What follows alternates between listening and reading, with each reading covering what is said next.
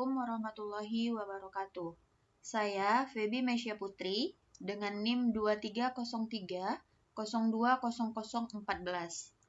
Adapun tujuan saya membuat video ini untuk memenuhi ujian akhir semester mata kuliah Laboratorium Audit dengan dosen ampuh Ibu Desianti Rifayani, SE MACC AKCA. Saya akan melanjutkan penjelasan dari Nisa mengenai materi risk response, khususnya pada bagian B100 tentang worksheet dan B210 tentang estimasi akuntansi. Selanjutnya, saya akan membahas bagian saya, yaitu B220 hingga B280. Adapun materi B220 itu mengenai transaksi dengan pihak berelasi, B230 peristiwa kemudian, B240 kelangsungan usaha, B250 representasi manajemen, B260 pakar auditor, B270 pakar manajemen, dan yang terakhir yaitu B280 tentang komitmen dan kontingensi. Langsung masuk ke pembahasan yang pertama, yaitu bagian B220 tentang transaksi dengan pihak berelasi.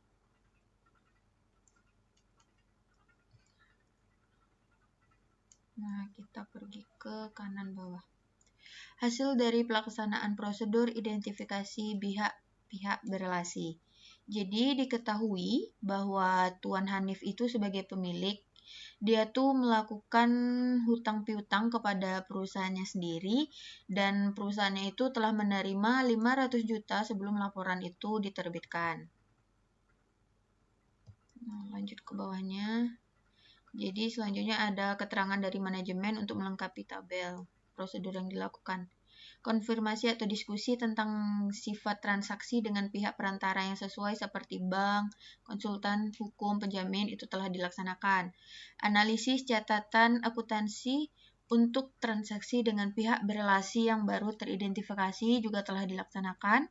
Mengonfirmasi tujuan, hal spesifik, dan kondisi atau jumlah transaksi dengan pihak berelasi telah dilaksanakan. Mengevaluasi apakah transaksi pihak berelasi dicatat dan diungkapkan secara tepat telah dilaksanakan juga oleh perusahaan. Memeriksa kontrak dengan pihak berelasi yang signifikan telah dilaksanakan. Mengomunikasikan informasi yang relevan kepada anggota tim perikatan lainnya telah dilaksanakan. Meminta manajemen untuk mengidentifikasi semua transaksi dengan pihak berelasi yang baru diketahui untuk evaluasi lebih lanjut juga telah dilaksanakan. Meminta keterangan mengapa entitas yang mengontrol hubungan dan transaksi pihak berelasi gagal untuk menemukan dan mengungkapkan hubungan dan transaksi pihak berelasi juga telah dilaksanakan. Nah, ini ada satu yang tidak dilaksanakan, yaitu membuat permintaan keterangan termasuk pihak-pihak di luar entitas seperti konsultan, hukum, agen utama terkait sifat hubungan entitas dengan pihak berelasi yang baru diketahui. Jadi, perusahaan itu kan menggunakan dua pihak luar yang ada di soal. Yang pertama itu dari aktuaris ABC untuk menilai imbalan pasca kerja dan penilai publik DF untuk menilai properti investasi. Jadi pihak luar ini dia tidak membutuhkan permintaan keterangan, jadi tidak dilaksanakan. Selanjutnya ada melakukan analisis catatan akuntansi atas transaksi dengan pihak berelasi yang baru diketahui. Telah dilaksanakan. Memenuhi syarat dan ketentuan transaksi pihak berelasi yang baru diketahui dan menilai apakah mereka telah mencatat dan mengungkapkannya dalam kerangka pelaporan keuangan yang berlaku juga telah dilaksanakan. Mempertimbangkan kembali resiko yang mungkin ada bahwa pihak berelasi lain atau transaksi pihak berelasi yang signifikan yang belum diketahui dan diungkapkan sebelumnya oleh manajemen, kemudian dilakukan prosedur tambahan yang sesuai, telah dilaksanakan. Nih, ada satu juga yang tidak berlaku.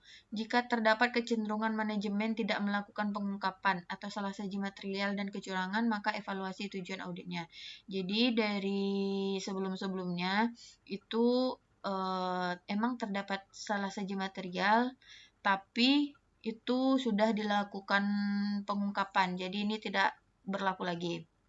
Selanjutnya ada dasar pemikiran bisnis, apakah terlibat dalam kecurangan, pelaporan keuangan, atau penggelapan aset itu dilaksanakan. Jadi kebanyakan dari semuanya ini itu telah dilaksanakan, hanya ada satu yang tidak dilaksanakan, itu terkait pihak luar, dan satu tentang tidak diungkapkannya temuan-temuan. Sehingga simpulannya itu, bukti audit itu cukup dan tepat, serta penilaian transaksi pihak berelasinya itu telah memadai. Setelah sebelumnya kita membahas bagian B220 tentang transaksi dengan pihak berelasi, sekarang lanjut ke bagian B230 tentang peristiwa kemudian. Jadi dalam B230 ini ada beberapa pertanyaan. Nah, tentang kondisi subsequent event atau peristiwa setelah laporan keuangan itu diterbitkan. Yang pertama, apakah terdapat penyelesaian kasus pengadilan setelah periode pelaporan yang memutuskan bahwa entitas memiliki kewajiban kini pada akhir periode pelaporan? Itu tidak. Yang kedua, apakah terdapat informasi yang mengindikasikan adanya impairment nilai aset pada akhir periode pelaporan atau perlunya penyesuaian atas jumlah yang sebelumnya telah diakui sebagai rugi penurunan nilai aset?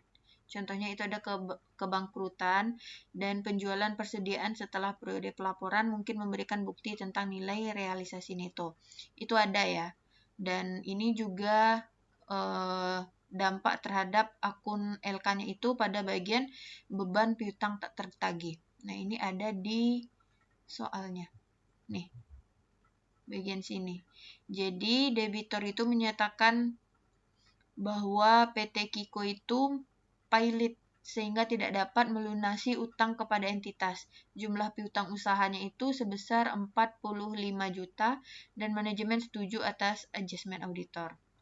Nah, jadi itu bakalan dampak terhadap akun laporan keuangan bagian beban piutang tak tertagih. Nih.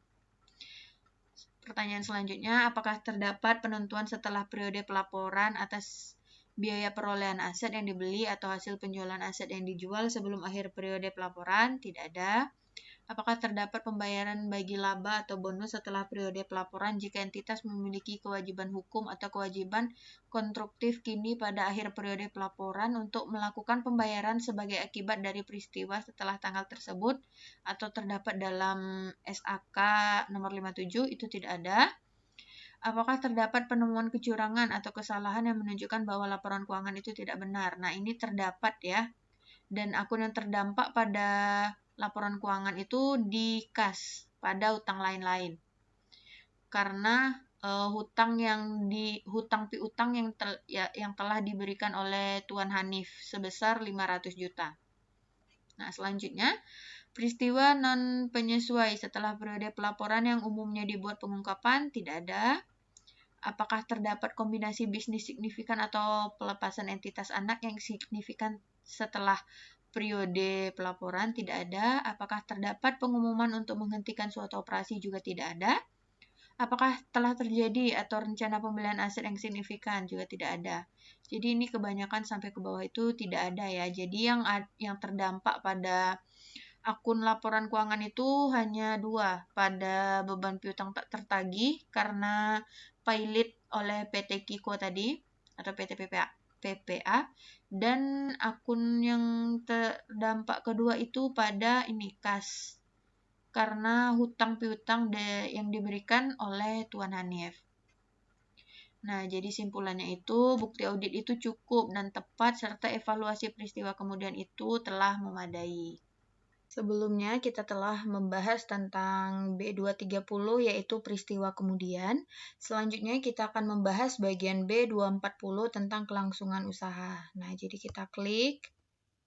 Nah, di kelangsungan usaha, ini ada pilih akun yang sesuai dengan saldo laba dan modal pemegang saham. Jadi saldo laba tahun sebelumnya itu masuk di saldo laba, modal pemegang saham itu masuk di modal disetor. Nah, ini ada input market stock repaste-nya ada X1 sampai X5. Dari mana kita mendapatkan X1 sampai X5 ini? Ini ada di sebelah kirinya ya.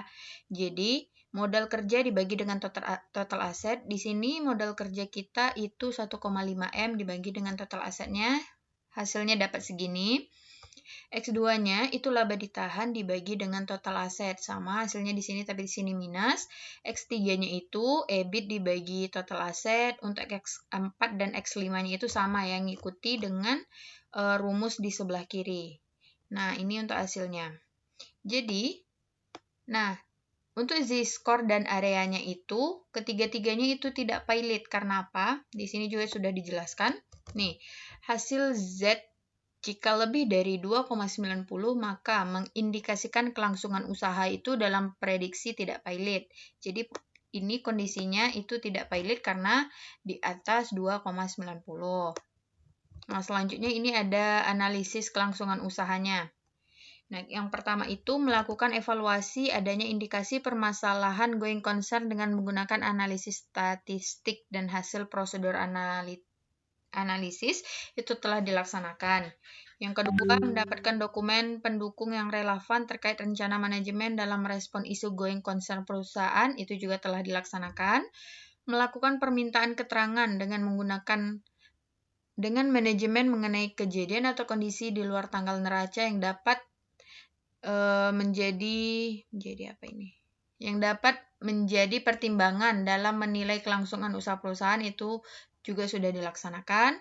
Melakukan evaluasi kembali berdasarkan dokumen, rencana manajemen, dan hasil permintaan keterangan dengan manajemen. Apakah masih terdapat keraguan yang signifikan terhadap kelangsungan usaha perusahaan, itu pelaksanaan prosedurnya itu tidak berlaku. Selanjutnya ini ada juga beberapa pertanyaannya. Keuangan perusahaan. Perusahaan berada dalam posisi net liability atau current liability. Ini yang pertama, itu ada pinjaman dengan waktu pengembalian tetap mendekati jumlah temponya tanpa prospek yang realistis atau atas pembaruan atau pelunasan. Nah, ini ada juga indikasi penarikan dukungan keuangan oleh kreditur itu tidak ada. Arus kas operasi yang negatif itu juga tidak ada. Resiko keuangan utama yang buruk juga tidak ada. Kerugian operasional yang substantif atau penurunan signifikan itu juga tidak ada. Dividen yang sudah lama terutang tidak ada. Ketidakmampuan untuk melunasi kreditur pada tanggal jatuh tempo ada. Ketidakmampuan untuk mematuhi persyaratan perjanjian pinjaman juga tidak ada. Nah, ini kebanyakan semuanya tidak ada. Nah, jadi untuk kesimpulannya, bukti audit cukup dan tepat serta evaluasi kelangsungan usaha itu memadai. Jadi begitu untuk proses pengerjaan bagian B240. Selanjutnya yaitu bagian B250 tentang representasi manajemen. Oke, kita klik. Ini juga ada beberapa pertanyaan, ada 8 pertanyaan. Nah, kita masuk pertanyaan pertama. Apakah manajemen telah menyediakan representasi tertulis bahwa mereka telah memenuhi tanggung jawab mereka dalam menyusun laporan keuangan sesuai dengan kerangka pelaporan keuangan yang berlaku, termasuk apabila relevan penyajian yang wajar seperti yang ditetapkan dalam ketentuan perikatan audit, ya telah disiapkan. Yang kedua, apakah representasi tertulis telah disajikan dalam bentuk surat representasi yang ditunjukkan kepada auditor? Ya, juga. Apakah representasi tertulis tersebut telah menjelaskan bahwa manajemen telah menyediakan semua informasi relevan dan akses sesuai dengan yang disetujui dalam ketentuan perikatan audit serta semua transaksi telah dicatat dan dicantumkan dalam laporan keuangan? Ya. Apakah tanggung jawab manajemen telah dijelaskan dalam representasi tertulis? Ini juga iya. Apakah tanggal representasi tertulis telah sama dengan tanggal laporan auditor atas laporan keuangan? Iya. Jadi ini ke-88-nya semuanya iya. Jadi untuk status KKP-nya komplit. Jadi simpulannya itu representasi manajemen itu juga telah memadai. Selanjutnya, kita akan membahas bagian B260 tentang pakar auditor. Apakah auditor menggunakan pakar auditor? Tidak, karena perusahaan itu tidak menggunakan pakar auditor. Perusahaan itu menggunakan pakar manajemen. Nah, kita lanjut ke B270-nya. Nih, apakah manajemen menggunakan pakar manajemen? Iya, dan dia menggunakan 2 pakar. Yang pertama itu jasa aktuaria ABC dan juga jasa penilai publik DF. Ini ada bagian satunya. Pertanyaan pertama, jelaskan pengetahuan atau pengalaman sebelumnya yang dimiliki auditor terkait hal yang dipertimbangkan untuk menggunakan pekerjaan pakar manajemen.